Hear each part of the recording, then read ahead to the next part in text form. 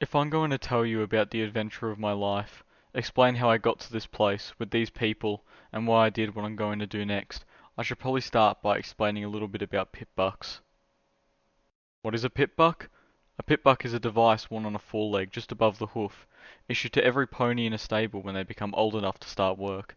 A blending of unicorn magic and science. Your pit buck will keep a constant measure of your health and even help administer healing poultices and other medicine, track and organize everything in your saddlebags, assist in repairs, and keep all manner of notes and maps available at a hoof tap. Plus, it allows you to listen to the stable broadcast whenever you would like, as it can tune into and decrypt just about any radio frequency. And that's not all. A pony's pit buck generates an EFS, Eyes Forward Sparkle, that will indicate direction and help gauge whether the ponies or creatures around you are hostile. And, perhaps most impressively, a pit buck can magically aid you in a fight for brief periods of time through use of the SATS, Stable Tech Arcane Targeting spell. Oh, and a feature not to be forgotten, it can keep track of the location of tagged objects or people, including the wearers of other pit bucks. So, if a pony somehow got lost, don't ask me how you could get lost in a stable, but it does happen on occasion. Then, any pony who knew the lost pony's tag could find them instantly. It can even be made to glow like a lamp. So yes, pitbucks really are a testament to unicorn pony arcane science. And yes, having a pitbuck is a big advantage. So, with how wonderful and miraculous all that just sounded, it's hard to impress upon ponies who never lived in a stable just how ordinary, how pedestrian a pitbuck was in the eyes of ponies living in stable 2, and why I was disappointed to have one as my cutie mark. Every pony in stable 2 had a pitbuck. All that stuff I mentioned, most ponies don't even use half of that. They just used it to tune into the stable broadcast, listen to the sweet, sweet voice of Velvet Remedy in the evenings, or the latest school singing competitions during the day. The stable had two soccer leagues, one which allowed sats and one which prohibited it. Otherwise, most ponies paid their pit bucks almost no attention at all.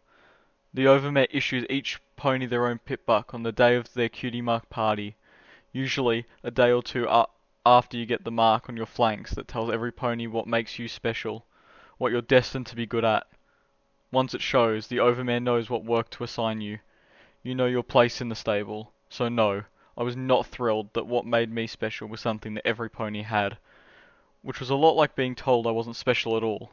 Sure, getting a pit buck as my cutie mark could have meant I was destined to become an awesome pit buck repair filly or something, but in reality, it was like getting a cutie mark of a cutie mark. Didn't help that I was the last pony to get her cutie mark.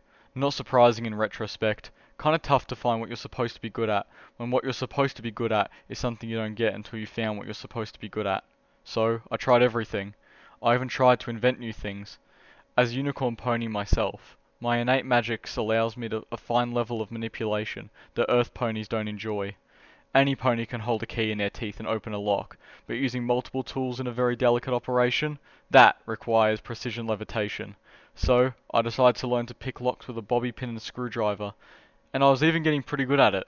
Unfortunately, it didn't get me a cutie mark, it just got me into trouble. I even, to my humiliation, went through the Kkat cutie mark aptitude test, in the hopes it would guide me to what made me special, but no. My cat was utterly average, with only marginally higher scores in a couple areas, indicating that I might be suited for work as a pit buck technician or a stable loyalty inspector. Two options, I should note, that were even less impressive when you consider that it was generally expected that unicorn ponies would go into either technical or administrative work. That is, except the unicorn ponies who are natural artists, like Velvet Remedy. As I said before, our inherent magic allows us the sort of fine manipulation that technical work demands. Likewise, the Overmare and her government were always unicorn ponies. It is the Overmare's unicorn magic, after all, that creates the false sunlight used to grow our underground apple orchard.